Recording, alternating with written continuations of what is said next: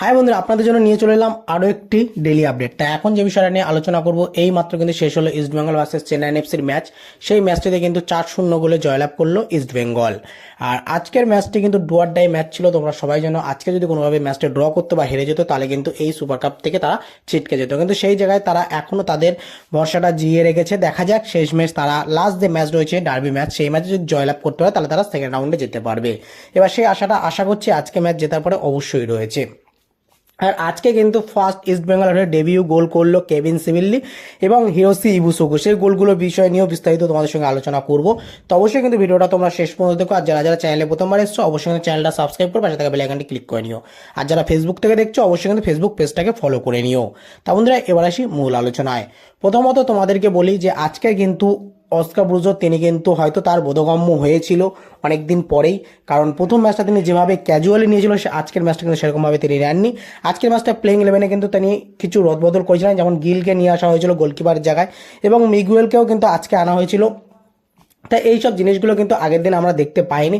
সেই জায়গা থেকে আগের দিন হামিদ এবং হিরোসি দুজনকে একসঙ্গে লাভিয়ে দেওয়া হয়েছিল, কিন্তু আজকে সেটা হয়নি। আজকে হামিদকে কিন্তু প্রথম থেকে লাভানো হয়েছে, তা আর মহেশকেও কিন্তু আমরা প্রথম থেকে দেখতে পেয়েছি। তাই এইসব চেঞ্জেসগুলো কিন্তু ইস্টবেঙ্গল টিমটাকে অনেকটাই বেটার করে লাগছিল, আজকে অনেকটাই বেটার লাগছিল প্রথম মিনিট থেকেই। তা সেরকমভাবেই কিন্তু খেলা শুরু হয়েছিল।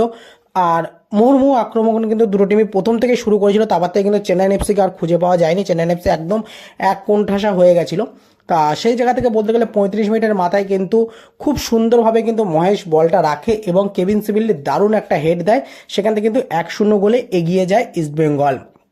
আর এই গোলটাই কিন্তু শুরু হয়ে যায় ইস্টবেঙ্গলের আজকের দিনের গোল করার পসিবিলিটি। আর সেই জায়গা থেকে কিন্তু আমরা দ্বিতীয় গোল, তার খানিকক্ষণের মাথায় কিন্তু দ্বিতীয় গোল আমরা দেখতে পাই বিপিন সিং এর পা থেকে।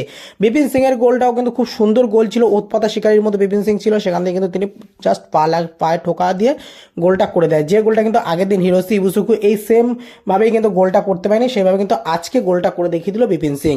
এবার শুধু যে বিপিন সিং ওই একটা গোল করে কিন্তু ক্ষান্ত থাকেননি তিনি কিন্তু তার পরপরই আরও একটি গোল করে, আরও একটি কিন্তু ওই প্রায় হামিদ আহাদাত কিন্তু বলটা বাড়িয়ে দেয় এবং সেখান থেকে কিন্তু বিপিন সিংয়ের খুব সুন্দর একটা গোল করে এবং 3-0 গোলে কিন্তু এখানটা ইস্টবেঙ্গল এগিয়ে যায়।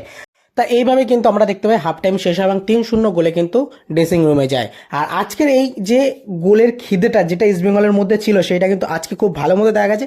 কিন্তু আজকে খেলাটাও না একটু স্লো টাইপের লেগেছে, যেমন মোহাম্মদ রাশিদ, তাকে কিন্তু একটু স্লো লেগেছে। আমি জানি না কেন আমরা ফার্স্ট মোহাম্মদ রাশিদকে, যে রাশিদকে আমরা দেখেছিলাম সেই রাশিদকে কিন্তু আজকে এবং গত দিনের যে ম্যাচটি ছিল সেই ম্যাচেও কিন্তু আমরা দেখতে পাইনি।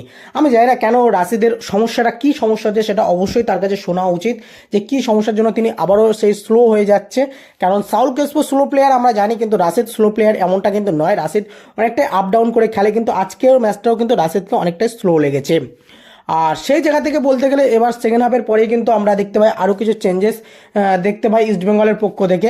আর পুরো একদম শেষ মুহূর্তে এসে কিন্তু একটা পেনাল্টি পায়, সেখানটায় কিন্তু হিরোসি বলটা বাড়িয়ে দেয় এডমুন্ডকে। আর এডমুন্ড যখনই ভিতরে ঢুকতে যায় তখনই তাকে একটা বাধাপ্রাপ্ত দেওয়া হয় এবং বক্সের ভিতরে যেহেতু হয়েছে সেখানটা রেফারি পেনাল্টি দেয়। আর এখানটায় কিন্তু আমরা একটা জিনিস দেখতে পাই যে সেখান থেকে হিরোসি কিন্তু বলটা নিয়ে নেয়, যে তিনি পেনাল্টিটা শ্যুটটা করবে। সেখানে মিগুয়েল বলটা চাইলেও তিনি, বা সাউল ক্রেসপো বলটা চাইলেও কিন্তু তিনি বলেন যে জাস্ট অন গোল। তারপর তিনি তার গোল করে তার কনফিডেন্সটা ফিরে পেতে চাইছে, আর সেটা কিন্তু তাকে অ্যালাউ করা হয়েছে। সাউল ক্রেসপো এবং মিগুয়েল কিন্তু তাকে মারতেও দিয়েছে।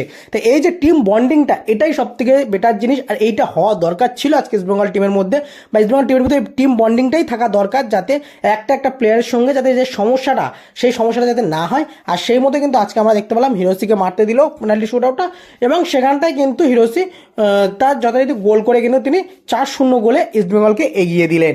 আর এই জায়গাটা সত্যি খুবই ভালো লাগলো যে ইস্টবেঙ্গলে হিরোসি গোল পেয়েছে। অবশ্যই এই গোলটা সেটা পেনাল্টি থেকে হোক, যেখান থেকে হোক, তার কনফিডেন্সটা কিন্তু অনেকটাই কিন্তু বাড়বে, এটুকুনি কিন্তু বলতে পারি।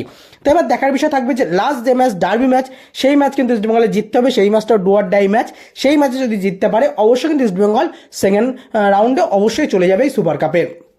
আর এই ম্যাচটা কিন্তু যেহেতু জিতেছে, তাই তাদের কনফিডেন্সটা অনেকটাই বেটার থাকবে। আর সেই জায়গা থেকে আমি মনে করি ডার্বি ম্যাচটা জেতাটাও অনেকটাই সহজ হয়ে যাবে।